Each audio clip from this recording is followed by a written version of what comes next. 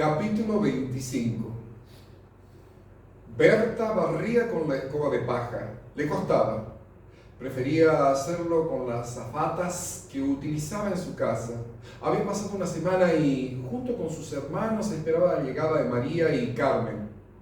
De repente, se detuvo frente a la casa el auto de tía Consuelo. El chofer descendió y abrió la puerta para que la mujer pudiera hacer lo propio. Aprovechando que venía a ver a Virginia, trajo a su cuñada. Es por ello que Berta dejó la escoba y gritó: ¡Mamá! ¡Volviste! María se emocionó hasta las lágrimas al ver que sus hijos, alertados por el grito de Berta, salieron a recibirle. La besaron a ella y a Carmen. Tanto era el entusiasmo que tenían que tardaron en caer en cuenta de la presencia de la tía Consuelo, a quien luego saludaron con cariño. Era hermosa y tenía la mirada de Nicasio. El chofer bajó del baúl 2 bolsos enormes en los que María traía ropa usada que le había regalado doña Ileana, su patrona, enterada de la cantidad de niños de su nueva empleada. Le había caído bien a los dueños de la casa, no solo por la eficiencia de su trabajo, sino por su aspecto de bella descendiente de alemanes. Tener una mucama de esas características le daba un toque europeizante a la residencia de los Robles Acevedo. Su llegada había despertado el celo de sus compañeras. Virginia la recibió muy bien. Su modo de proceder había cambiado rotundamente y sus hijos lo habían comprobado esa semana. «Abuelita, nos trató muy bien, mamá. No me dejó que vaya a lustrar», comentó Pablo. Eso hizo feliz a María, quien siempre lamentó la mala relación que ella tuvo con Nicasio. Al fin y al cabo era su madre. Tras el alejamiento de Rogelio, Virginia era otra. Esa semana que tuvo de nuevo a sus nietos con ella, trató de recuperarlo. Comenzó con Berta, con quien más necesitaba hacer la paz. Le regaló 2 vestidos. Al principio, la niña desconfió de ese trato tan benévolo, pero con el pasar de los días sintió que su abuela había cambiado. La ausencia de ese hombre oscuro y de continua renguera era un atenuante de peso para la imperiosa necesidad de que María trabajara en la capital provincial. María, Virginia y Consuelo tomaron unos mates y charlaron animadamente, mientras los chicos jugaban con alegría. Una hora después, la hija de Virginia se despidió de todos, subió al auto cuya puerta abrió ceremoniosamente el chofer y saludó desde la ventanilla con la mano enguantada en fino encaje. Los vecinos, como ocurría invariablemente, estiraron sus cuellos para ver a la hija copetuda de Virginia. Luego, María abrió los bolsos que había traído y repartió la ropa entre sus hijos. Les probó algunas prendas y las niñas giraban mientras miraban sus atuendos. Hasta Margarita salió beneficiada en el reparto. Estaban todos en armonía. «Gracias», le dijo María a Virginia en un momento. «Es lo menos que puedo hacer, hija», respondió su suegra. «Sin esta ayuda no podría haber aceptado el trabajo. Te seguiré ayudando mientras Dios me preste vida y salud». El rostro de la mujer se mostraba más lozano. Parecía que la compañía de sus nietos le había insuflado energía y una renovada juventud. Más tarde, María se las arregló para salir sola. Berta tenía en brazos a Carmen y gozaba de ese momento en que la cuidaba. Su madre, a poco de andar, se encontró con Ignacio, tal como se lo había prometido una semana antes. Él le dio un beso con desgano y ella lo abrazó para demostrarle lo mucho que lo había extrañado. Le contó que la recibieron bien en su nuevo empleo.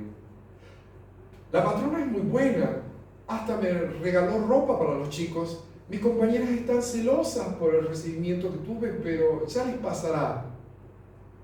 Ignacio la escuchaba sin hablar y no dejaba de mirarla.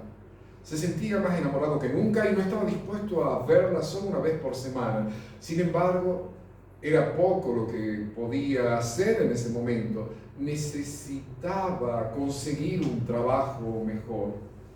La conversación continuó hasta que el jardinero le tomó de las manos y la besó con ternura. El beso fue breve. No podían prodigarse tantas muestras de cariño en la calle.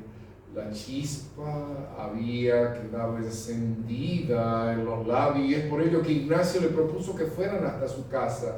Tenía el día libre y quería besarla con plena libertad.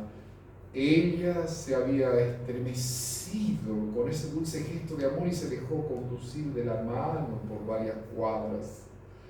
El sol avanzaba en pos del mediodía. Serían poco más de las 10 cuando llegaron al lugar. Era una construcción de material enmarcada por enormes plantas floridas y frondosos árboles que daban frescura con su sombra. Se notaba la artística mano del jardinero, pero las manos de Ignacio tenían otro arte por delante, el del amor. Entraron a esa casa de hermoso aspecto gracias a los ladrillos a la vista. Adentro, María vio orden y prolijidad, pese a que se trataba de un ámbito en que habitaba un hombre solo. Sin embargo, al cerrar la puerta, todo quedó iluminado apenas con la vislumbre del día que pasaba por las oscuras cortinas o por debajo de la puerta. María estaba entregada,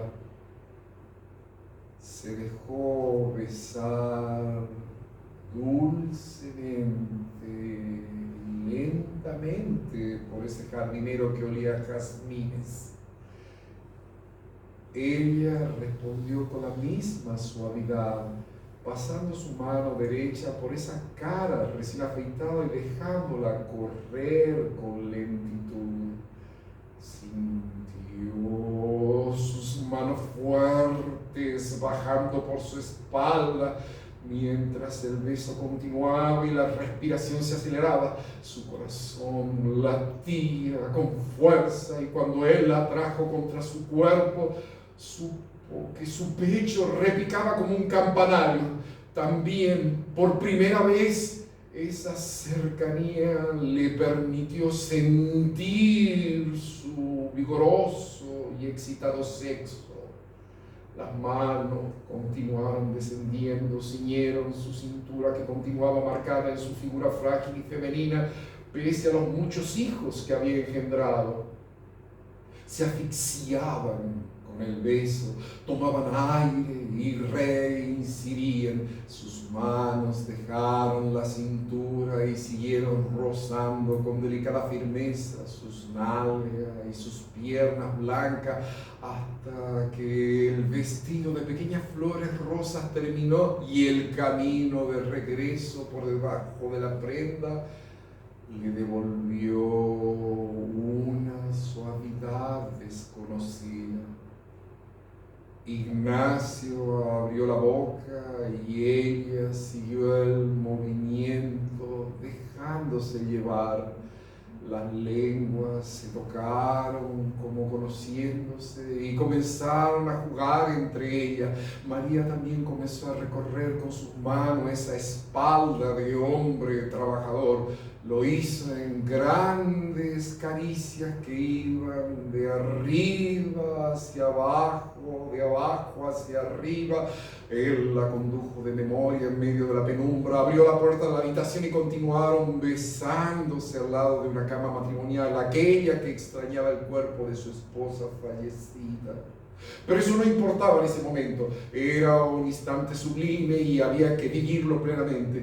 Volvieron a ligar sus lenguas y sus cuerpos parecían quemarse en las llamas de una pasión incontrolable. Las manos de él hicieron ceder la resistencia del cierre de su vestido que cayó al piso mientras ella desabotonaba la camisa blanca de Ignacio. El corpiño desabrochado también fue a dar a sus pies, dejando a la vista la perfección de sus formas voluptuosas. Sus senos aún tenía leche que salió y recorrió su vientre de tímida colina y hasta más allá, justamente ese lugar que tanto había deseado ese hombre y que la pasión humedecía cada vez más. La bombacha blanca se deslizó entre las manos del peón, quien también se deshizo del pantalón y la ropa interior. Al levantarse, pasó sus brazos por detrás de las piernas y la levantó con lentitud, como si estuviera saboreando lo que se venía. Ella entrelazó sus manos por detrás de su cuello y lo ayudó en su cometido. En ese instante sintió el roce de sus sexos encendiendo una hoguera que se avivó aún más cuando Ignacio estuvo dentro suyo. El movimiento no era acelerado, el jadeo acompasado, marcaba un ritmo que no se habían impuesto. Solo querían disfrutar de ese momento, hacerlo eterno. Sus bocas seguían unidas en una verdadera fusión hasta que ella lo dejó jugar con sus senos que seguían derramando leche. Las gotas de sudor se mezclaban con el blanco líquido. Ignacio bebió de sus pechos como si se tratara de un mágico elixir. El movimiento de los cuerpos continuaba y despertaba sensaciones de placer extremo. Él la reclinó un poco y la recostó suavemente en la cama, en el preludio del orgasmo que ella comenzaba a esbozar y que él también acompañaría, hasta que llegó ese momento en que dos astros se chocan. Gemidos, temblores se potenciaron y ella sintió un torrente tibio ingresando a lo más profundo de su ser. Luego los cuerpos se acomodaron abrazados en la cama. No supieron cuánto tiempo estuvieron recobrando el aliento y disfrutando lo vivido. Ese deseo de reconstrucción de los hechizos hizo que unos minutos más tarde revivieran la fiesta de los sentidos. María regresó cerca del mediodía a la casa de Virginia. Había comprado algunas cosas que harían falta para el cuidado de los chicos. Nadie le preguntó la razón de la demora, ni ella brindó ninguna explicación. Estaban contentos porque sonreía. Su alegría era la felicidad de todos.